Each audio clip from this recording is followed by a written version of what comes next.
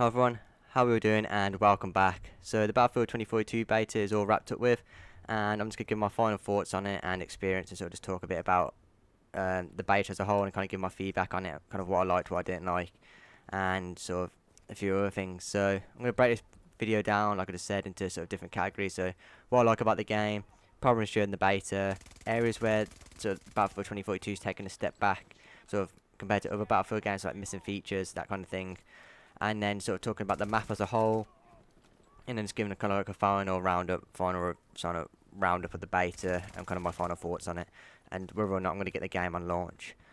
So, as you can tell, this video isn't really scripted. I've got a few keynotes on it, but it's not really scripted or anything like that, and I'm going to do it in one take. So, let's jump into it. So, been playing since Bad Company 2, and I'm not trying to dump on this game. I just want it to succeed and sort of be the best Battlefield game yet, or just be like the best sort of, one going. Even if it's not the best all-time Battlefield game, I still want it to be a real solid game, because, we're going to be playing, this is going to be sort of the main sort of Battlefield game for the next 2-3 years, so I just want what's best for it. So, from the beta, I played about 12 hours, and got to level 19.5. I tried every weapon, specialist and gadget, just to go get as much information on it, and as much sort of experience with all the different play styles, and just all the different weapons and stuff like that, really. So at its core, I really enjoyed the game. It does feel kind of like the Battlefield-ness is there, if that's a word, in the sense that, you got a large open battlefield, and you just experience different engagement ranges, different experience each time you play the map, really. One time, you could be attacking the objective and there's only like 2 enemies on there, and then you come back and it's like a full squad. Or, you could play the next map and there's like 2 tanks there and several enemies, and you got to be a bit more tactical about it.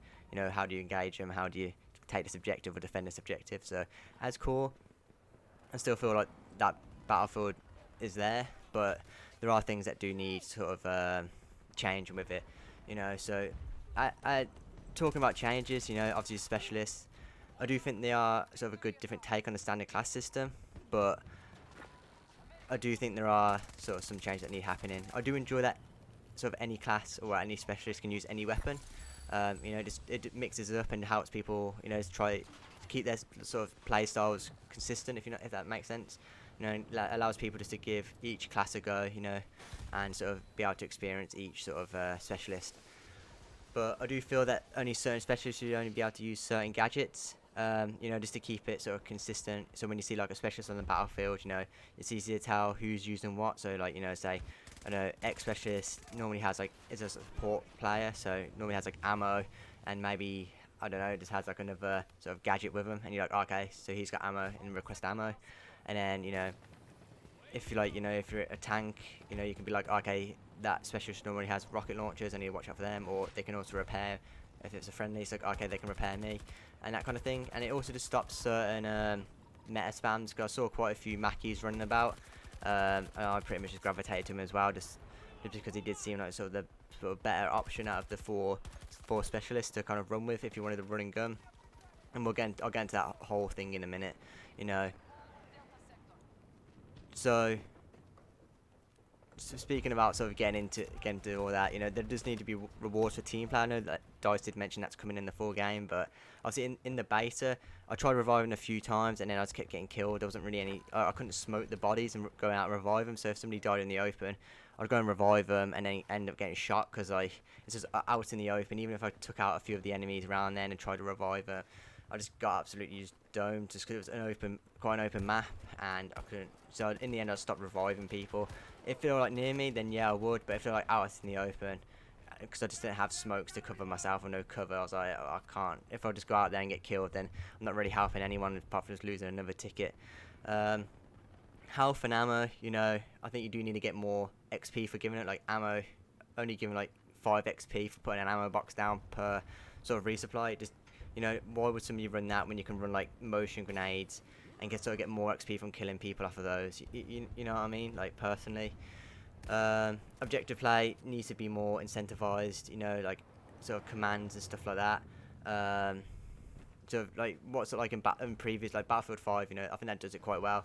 put an attack objective 200 XP when you complete it, defend objective 200 XP. You know, everybody then gets on the objective because it's like it's quite a free, easy bit of XP. It's from just marking up an objective and going there and sort of doing the business on it.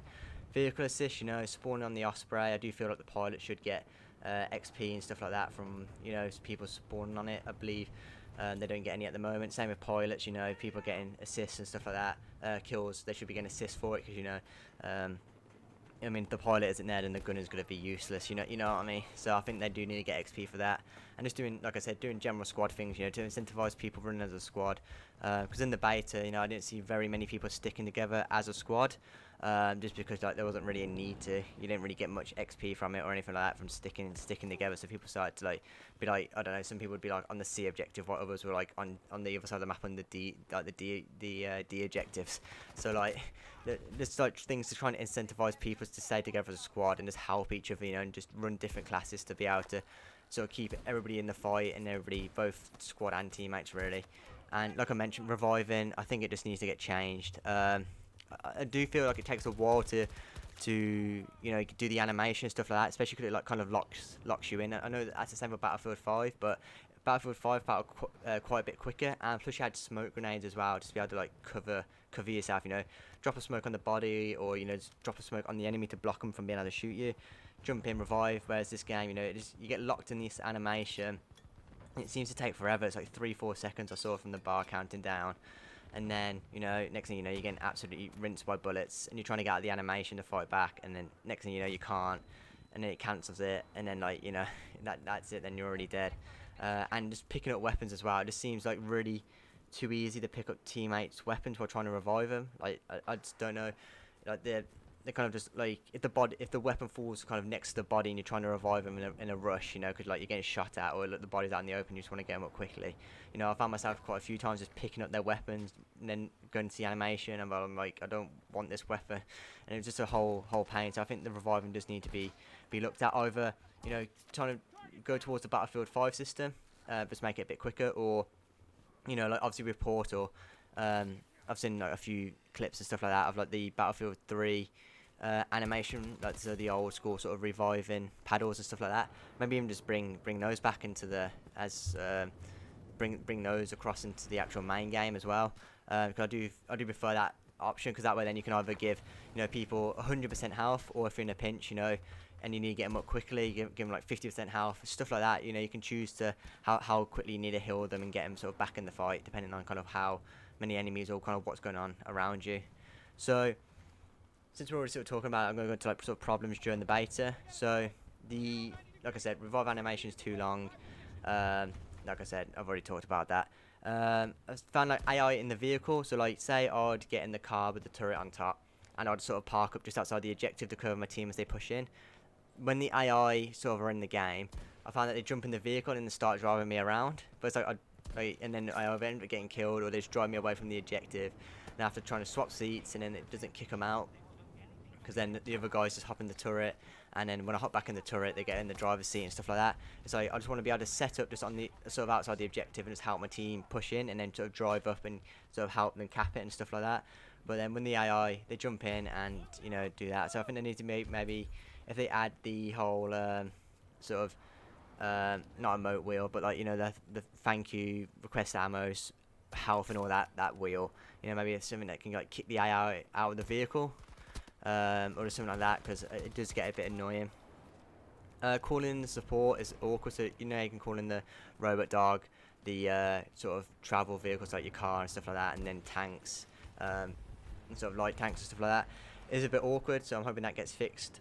It was a pain. Sometimes it would work straight away, other times it it was just awkward and finicky and wouldn't work at all, and it was just a pain to call in. UI, I think the UI does need to kind of be looked at. So the blue on blue, it just get a bit confusing and hard to see stuff, especially the kill feed as well. Just being off to that sort of side, I just found it's quite hard to kind of see what's going on. Sort of compared to, 'cause I think it was both white. All of it was kind of white text, whereas previous games it was if it was a teammate, it was blue, and then the weapon icon, and then obviously a red name. So I think that just need to be looked at. Same with the score as well. With it being off to the side as well, you don't really know what's going on, and how much sort of XP you get. And I know that's not the main thing, but you know, I think it would help if people could see how much XP they get for doing like sort of objective plays and stuff like that, just to incentivize people getting on the objective, helping being sort of a team player. Hit reg, I think I've seen quite a few people talking about it. It does seem a bit off, especially with like sort of the shotguns and semi-autos. You can sort of see it a lot more with the full autos. You know, you can kind of get away with having like a 30-round mag, kind of just spraying, but you know, the shotguns up close, like I was shooting people point blank and it wouldn't do anything. Then other times it would absolutely melt them in one shot at the same range. So I think, yeah, there's just a bit inconsistency with that. So I know that's a thing that's happened with previous Battlefield games on releases for that. So I just hope that gets fixed. So foliage blocking bullets and rockets, that's another big problem. Yeah, like I fire a rocket and it would get blown up by a tree, like so a few leaves would stop it. I think that just, yeah, I don't know why that's a thing. It happens in Battlefield 5 as well. I don't know if there's some way you can fix it. We'll just have a look at it. But yeah, it's just an annoying thing, you know, when you're either shooting at tanks or sort of air vehicles, stuff like that. It's just an annoying thing. And for some reason as well, the server would like connect me to other sort of regions. So like I'd primarily play EU servers, but then it would be connecting me to like NA servers. So I'd have like 120 ping. And sometimes I'd be like down in like South America with like 250 ping, and then Australia with like 300 ping. And sometimes I was like, why, you know, sometimes I thought it was the hit reg. Then I'd check my server ping, I'm like, oh, I'm in the wrong server, so I'd back out and leave, then it'd be kind of alright then. But there were still times where the hit reg was a bit sort of off. And then armor plates as well. I don't mind them in that sense, but I do feel that, you know, there just need to be some tweaking to them. They can be sort of a bit of a crutch to some players, and then obviously, you know, which does help to those newer players and stuff like that. But then, like, obviously, when you get people that have like been playing Battlefield for ages, taking that over sort of like ammo, you know, it just doesn't incentivize. What would, like, you kind of get a 20 extra health really from it, so you get like, instead of 100 health, you have 120 health technically, for like the sort of the chest area and stuff like that. So, you know, like, why would somebody who's kind of playing the objective and stuff like that, or just going for kills, take, you know, well, they take ammo or health over something that would give them more health? You know what I mean? I know DICE did mention sort of scoreboards, map and UI and sort of support score is all going to be sort of worked on, so that's kind of good to hear that they're kind of already fixing that or fixed it. But that's some of the other things I just saw and had problems with during the beta. So areas I've seen where it's taken a step back, so I don't know what's happened, like how we've got sort of to this movement from the Battlefield 5 movement and gunplay. Like, to be fair, I'd happily say Battlefield 5 had some of the best movement and gunplay of the Battlefield sort of franchise so far. It was just really fun just to jump on, and we just had that range of movement, you know, being able to vault over walls, lie on your back, you know, and be able to shoot instead of just being prone on your stomach. You know, if you sort of move backwards, your guy sort of flips onto the back and starts like sort of shimmying backwards, leaning around corners, you know, just all that kind of movement range, being able to roll from a height so you don't take damage. I just don't know what's happened, like how they just, you know what I mean? Like, obviously I'm not a game developer, but I just don't get how they had that movement in Battlefield 5, and the next sort of iteration of Battlefield, that's all just gone. Like, I'm just hoping, like, you know, maybe because it's an early build, it's not there, but like I just don't know like why it's not there when it was like a real fluid. It felt, obviously there was some sort of things that were a bit scuffed with it, but as a whole, like, I'd say the Battlefield 5 movement was pretty good. So I just don't know why that's gone. Like, you know, sound design. I did find the footsteps were quite quiet. Like, I don't want it to be where, like, you know, people just full on sound whoring, I guess, in the corner and stuff like that, and just being able to hear people as soon as they come into the objective. But I found like when enemies are like right next to you, you can't really hear them. So I don't know, like, if maybe just tweak the footstep sounds a bit. I don't want it to be like full on, you know, like I'm like absolutely like, you know, being able to hear people across the map, but it's like in that, like, maybe make it just a bit louder, closer to you, just so you can have more of an idea of kind of where the enemies are running and stuff like that. Because I did find sometimes, like, you know, you just get dropped on randomly, like I didn't even hear them behind me or like hear them coming. And the guns just don't sound meaty enough. You know, they don't sound the pack-a-punch really. They sound just quite a bit like, you know what I mean? Like, whereas previous games, you know, you shoot it like a sniper rifle, like this feels like, you know, it feels like you're doing more damage with it.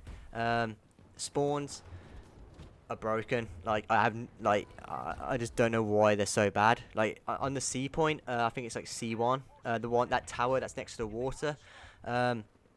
basically, if you have that and then you spawn on it, you spawn in the water with no cover. So if the enemies are taking the objective and you spawn on C1, I think it is, they can just shoot down because they have the high ground already. They can see where you're spawning. So I've been on there and I've literally seen enemies spawning in the water out and open and it's getting absolutely beamed by other people. And it's happened to me as well when I spawned there. So I just don't know if they could like maybe spawn them over, you know, where those like the sort of cylindrical ball things are. I think they hold like gas or something like that. Because when you shoot them, they explode. Spawn them over that way, or you know, spawn them sort of towards maybe C2 in that woodland area. Or sort of more sort of over to the other side as well. I know it just sometimes spawn there, but once again, it's just quite, there's not just enough cover. I mean, even maybe like a boathouse or just something, or a few container, like shipping containers out there, just so people can spawn at least in a bit of cover and not get absolutely beamed as soon as they spawn in. And also, like, it happened quite a bit on the B launch, not the launch pad, but the hangar for the rocket. Like you spawn on it and then get absolutely just drilled by a helicopter because you spawn on the actual helipad when like the helicopter's coming in or the jet's coming in doing a strafing run and stuff like that. Like it wouldn't spawn you like maybe down below where that's the elevators finish or come up to the very top or sort of on that sort of lower platform before you go to the actual hangar itself. So I think the spawns do need to be looked at. Like I've already mentioned, team play, reviving, hammer, general XP, stuff like that. There's just not really anything to incentivize that. Everybody was just running and gunning and just getting kills because that's what got you more XP. But like I said, I think they are implementing that and sort of working towards it. So yeah, hopefully. And like I said, it's hard to know who's using what, like who's got ammo, who's got medic crates. I just didn't know who was running what. So like I said, I guess a fix would be either adding like symbols above their head or like aesthetics to the player model. So like if you're running an ammo box, you have it either like an ammo box on your back or like on your hip. That way then like you can just kind of glance at your team up like, oh, he's got ammo, request ammo, and then hopefully they throw it on the ground, you can get ammo. Or like that the thing that was added in Battlefield 5 where you know you can run up, if the guy doesn't give you ammo you can just press a key and you can get a bit of ammo off of him and sort of be on your way. So hopefully that kind of thing gets added just so it makes it easier to be able to, you know, tell who's running what really and what gadgets people are running. And that sort of knowing who's what and who's running what brings me on to sort of general information, so knowing like who's enemy or who's a teammate in a split second. I did find sometimes like myself and teammates were just shooting each other in the heat of battle. Cause we're like, is that a guy? Is that an enemy? And sometimes it's better to shoot at them just to make sure. So then you're not the one that's getting shot. And I've had enemies before that have kind of just ran past me because I thought like it's one of his teammates, or kind of left me to it, and stuff like that. So I think you need to be able to tell who's an enemy and who's a teammate in a sort of a split second, especially in like an FPS game where you know milliseconds matter and like it's the difference between life or death in the game. So I think that does need to be there, that information where you can instantly tell like, okay, that's an enemy or that's a teammate without even having to like look at like the UI. So like over like a red name or something like that. I think you need to be able to tell it off the player model. That's an enemy, that's a teammate, and then you can, you know, do the business. And then obviously you can have like the red names and stuff like that for things at a distance and just help with general visibility and stuff like that. But I do think like you need to be able to tell it off the player model within those few milliseconds. So that's kind of what areas I feel like taking a step back. The orbital map as a whole, there's not much cover around the rocket site. That whole sort of pad ramp thing where it goes all the way up. So moving from D1 and D2, or vice versa, there's only that underground tunnel that becomes a choke point. Like I held down that door by myself solo for like sort of a few minutes. Enemies were running up there. I had an ammo pack and I just kept refilling in my ammo and changed my ammo type to keep the ammo. And I was holding it down, and then if they came across on the open, you know, they were getting shot by teammates, because there's that open space to run across where literally helicopters, tanks and everything can just see you from miles away. I do feel there needs to be more cover there. Maybe like I did hear like when the sort of tornado comes through, it does put cover there, but I do feel there needs to be cover there all the time, even if it's just like, you know, bits of rubble or containers or just something like that to allow you to move from cover to cover across there, so you're not getting absolutely beamed by people that are like sort of on the ramp, sort of head glitching it and peeking over to where they can see your whole body and you can only see like their head and like sort of upper body. I do think there needs to be some cover to allow you to get across, and not, even if like, you know, there's only a bit of cover, but at least then you can run smoke grenades and get across, because that tunnel does become a choke point, which I mean, yeah, does help sort of bring the fight there, but I think maybe either add another tunnel in or just a bit more cover to allow you to cross in the open if that tunnel is sort of locked down, because you do get funneled through that tunnel. Like it opens up a bit in the middle, But then when you get sort of round the passageways and up into the stairs, you know, one nade just thrown down those stairs, you can take out like 3 or 4 enemies at once. You know, like I've done it once or twice. You know, like I know there's enemies coming, just throw a nade down there. 'Cause there's no grenade indicator, and you just absolutely just rack up the kills. I did find the map is quite open, which I liked, but you know that C objective does feel like it's quite out of the way compared to sort of where like like on the other side of the map you have like B, D, and E kind of all close proximity. So there's always kind of action going around there. Like the enemy or your team at least has one of the flags normally around there, and then sort of you know that C area is kind of out the way in the sense that like obviously A and F are nearby, but there's like kind of a few hills in the way to get there, whereas like on the other side, like I said, B, D, E, it's quite a lot more open. So you know it seems to get into fights a bit sooner, just because you know you can either parachute off of B down into D, or come from F to D, or vice versa, and everything like that. Whereas C, you know, you got kind of you get there, but then you're kind of in the middle of nowhere, kind of out the way, and you either have to go to A or F, and then once you've taken those, it's a bit of a slog then to get over to B, D, and E. Maybe just having like more ways to fast travel. Maybe have like a zip line on top of the hill that just takes you kind of down towards D. Maybe like a couple of zip lines so you can just kind of zip line your way down the hill just to get you sort of in the fight quicker. Because I know they've got those added on sort of around the map. Maybe just have a few zip lines, you know, going from sort of the hill on the top of C down to C itself, or even down to like D. D area or towards B, or I don't know, something like that, or then one's going off towards F and A and stuff, just stuff like that to get people around the map quicker. Or maybe have just a few quad bikes chucked around the map, you know, a few random vehicles. I'm not saying like cars with the turrets on, but like you know how there's like the pickup trucks and the quad bikes. Just have a few of those scattered around the map, so if you come across them, you just jump on them and away you go. And I know people were complaining about it, but I found plenty of fights. But like I said, mainly that was around B, D, and E. If I went over to C and we took all of C, whole C sector, then you know it was a bit of a jog across the map to either A or F, or back over to the other side, sort of B, D area. It did become a bit of a slog. So I found myself most of the time sticking sort of B, D, and E. And then if they took our home flag, I'd kind of go over there, take the home flag back, and then go back over to B, D, or E. I mean, I'm saying those a lot, but that's kind of pretty much where I played the majority of the time. So that's kind of my final sort of thoughts on the map. You know, I did enjoy it, but you know, like it's hard to tell. We're just playing one map from the beta, how the actual game and weapons play as a whole. Like, obviously, I tried the shotgun on there, but it's not really a shotgun map. You know, you had to kind of keep around sort of certain parts of the map, and even then, like you know, it wasn't probably the best choice. So, you know, I have to wait for the other maps to kind of give a full impression of how the game properly plays. But from that, you know, I enjoyed it. You know, am I still going to get the game? Yeah, I'll probably still get it on release. You know, like I understand this game's gonna. There will be bugs in this game on launch. Like you know, less than like a month away now, or like a month away now, I think. When I'm recording this on the 12th, so you know, like there are going to be bugs. Like every past Battlefield game's had bugs in it. Like you know what I mean, like and had sort of rocky launches and stuff like that. And they do get better with times, but I'm gonna go in there sort of you know, go in there like accepting that like. Yeah, there's going to be bugs. There's probably going to be a few sort of game-breaking issues. I'm just going to play the game for what it is and just have a blast with it, really.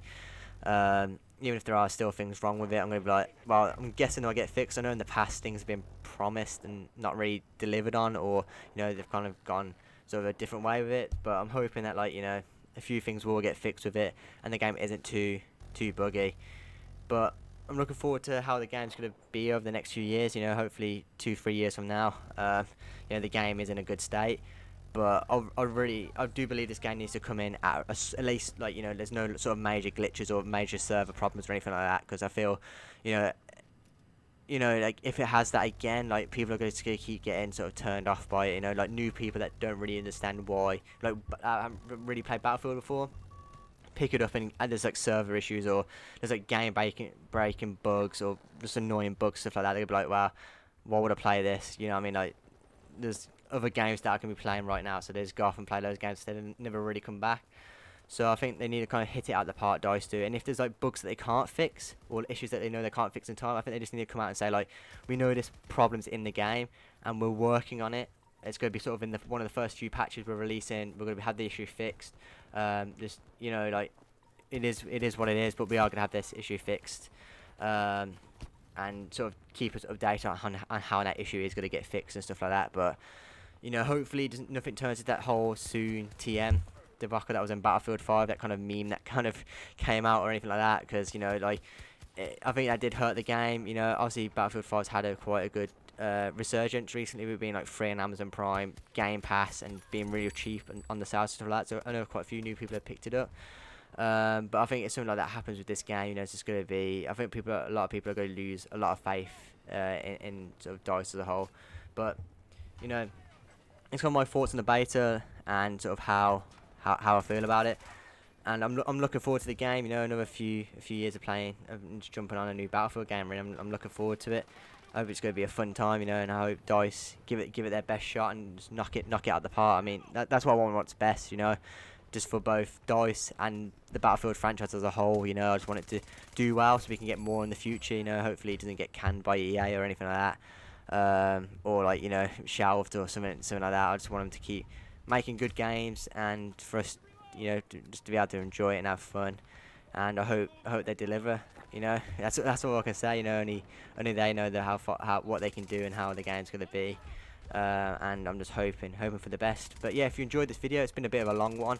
I didn't realise it was like 26 minutes already. I think that's kind of a long while. But yeah, this is my whole thoughts on the beta. But yeah, if you enjoyed the video, want to see sort of more Battlefield tips, tricks, guides, and everything else, yeah, just make sure to drop a like and subscribe as well. Got plenty of more beta videos on the way, sort of thoughts on weapons, gadgets, different specialists, stuff like that, as well as a few Battlefield 5 videos as well before the sort of final release of 2042. But yeah, I'll leave you with that, and I'll catch you in a bit. Have a good one.